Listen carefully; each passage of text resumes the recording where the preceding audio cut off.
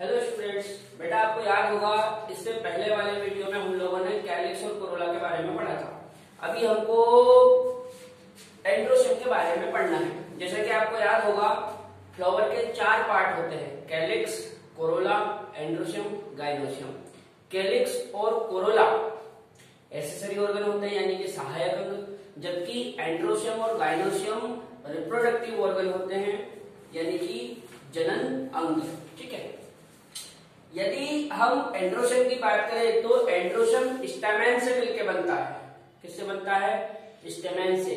आपको याद होगा इससे पहले वाले वीडियो में भी मैंने आपको बताया था कि जो एंड्रोशियम है ये ग्रुप ऑफ स्टेमेन है, यानी कि बहुत सारे स्टेमेन आपस में अरेंज होके एक सर्कल बनाते हैं जिसे हम एंड्रोशियम कहते हैं। ठीक है, कहां पे लिखा भी है? It is composed of stamens. ठीक है, यदि हम स्टेमेन की बात करें तो स्टेमेन के 2 भाग होते हैं। एक स्टेमेन के 2 पार्ट होते हैं। एक होता है फिलामेंट जिसे स्टॉल्क यानी कि तंतु भी कहा जाता है, और एक होता है एंथर। ठीक है, जो लंबा वाला भाग है इसे फिलामेंट कहा जाता है, और जो ऊपर फूला हुआ भाग है इसे एंथर कहा जाता है। ये दोनों ही मिलकर क्या बनाएंगे? स्टेमेन। ठीक है, जो एंथर है ये एक फूली हुई स्ट्रक्चर होती है जिसमें 2 लोब होते हैं। कितने लोब होते हैं? 2। एक ये वाला लोब और एक ये वाला लोब, 2 लोब। ठीक है, इसलिए इसे बाइलोब्ड कहा जाता है। क्या कहा जाता है? बाइलोब्ड। बाय मींस 2 और लोब मींस लोब। ठीक है, 2 लोब होते हैं इसलिए बाइलोब्ड। अच्छा, यदि हम इस एंथर को और डिटेल में समझना चाहें तो जो एंथर होता है इसके भीतर 2 लोब और 4 चेंबर होते हैं। एक जो एंथर है ये, इसके भीतर 2 लोब होते हैं और 4 चेंबर होते हैं। 2 लोब होते हैं इसलिए बाइलोब्ड, और 4 चेंबर होते हैं इसलिए टेट्रा चेंबर्ड। समझो होता क्या है? जैसे कि मैंने आपको बोला कि इसमें 2 लोब होते हैं, ठीक है, इसलिए बाइलोब्ड कहा जाता है। अब एक लोब में 2 चेंबर होते हैं तो दोनों लोब मिला के कितने चेंबर हो गए? 4, इसलिए इसको टेट्रा चेंबर्ड कहा जाता है। आप यहाँ पे समझ सकते हो ये 4 चेंबर दिख रहे हैं ये। ठीक है, अच्छा, ये जो चेंबर है इन्हीं को पोलन सैक कहा जाता है। क्या कहा जाता है? Pollen sac. ये जो पोलन सैक है इनके भीतर होते हैं पोलन ग्रेन।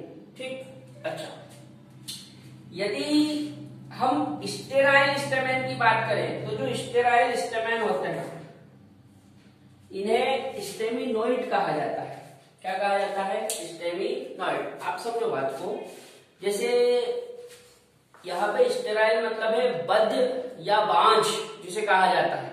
ठीक है, ऐसे स्टेमेन्स जो रिप्रोडक्शन नहीं कर सकते, जनन नहीं कर सकते, वो स्टेराइल स्टेमेन क्या कहलाते हैं? स्टेमिनोइड। अच्छा, अब हम बात कर लेते हैं स्टेमेन के एडिशन का। पहली चीज तो एडिशन मीन्स होता क्या है आप ये समझो। एडिशन का मतलब है स्टेमेन का फ्लावर के किसी दूसरे भाग के साथ जुड़ना। देखो 2 चीजें होती है, एक होता है एडिशन और एक होता है कोइजन। एडिशन मीन्स स्टेमेन का फ्लावर के किसी दूसरे पार्ट के साथ अटैच होना या जुड़ना, जबकि कोइजन मीन्स होता है स्टेमेन का आपस में ही अटैच होना, आपस में ही जुड़ना। ठीक है, हम सबसे पहले एडिशन के बारे में समझते हैं। एडिशन मतलब क्या? स्टेमेन का फ्लावर के किसी दूसरे भाग के साथ अटैच होना या जुड़ना। जब स्टेमेन पेटल के साथ अटैच होते हैं, किसके साथ? पेटल के साथ, तब इसे कहा जाता है एपीपिटेलस। जबकि स्टेमेन जब पेरियंथ के साथ अटैच होता है तब इसे कहा जाता है एपीफिलस। क्या कहा जाता है? एपीफिलस। यहाँ पे मैंने सिंबॉलिक रिप्रेजेंटेशन कर रखा है। जो एपीपिटेलस है उसको इस तरह से रिप्रेजेंट करते हैं, ये एंड्रोशियम और ये कोरोला।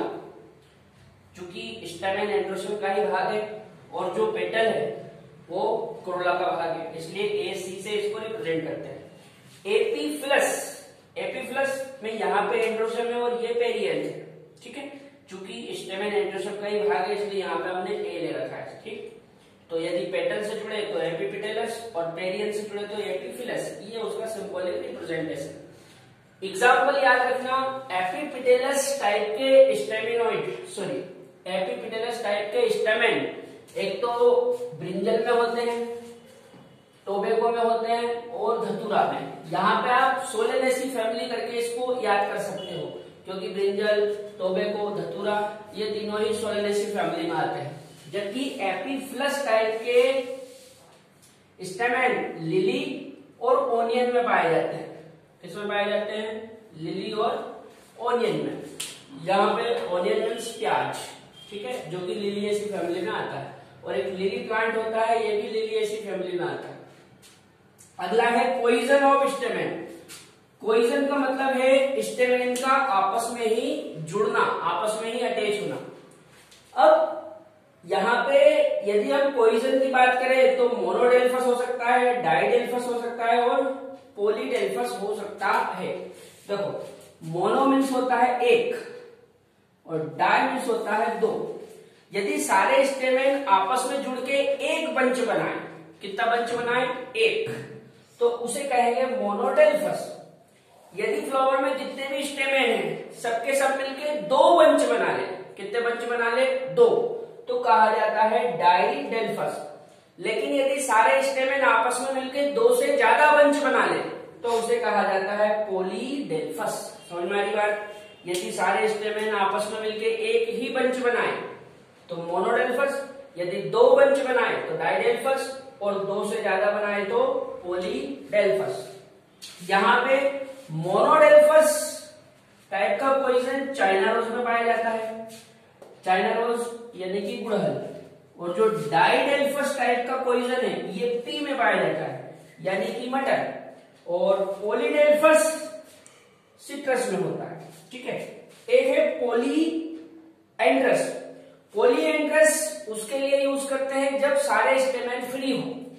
यदि सारे स्टेमेन आपस में एक दूसरे से फ्री हो तो उसके लिए यूज करते हैं पॉलीएंड्रस, ठीक है। फ्री स्टेमेन के लिए पॉलीएंड्रस, जो कि किसमें होता है? पिटूनिया में, ठीक है। यहां पे मैंने आपको एंड्रोजन से रिलेटेड एनसीईआरटी में जो भी चीजें दे रखी है वो सारी समझा दी है, ठीक है। अब आप एक बार एनसीईआरटी से इसको रीड कर लेना। नेक्स्ट वीडियो में हम लोग गाइनोस्ट्रियम के बारे में समझेंगे, ठीक है।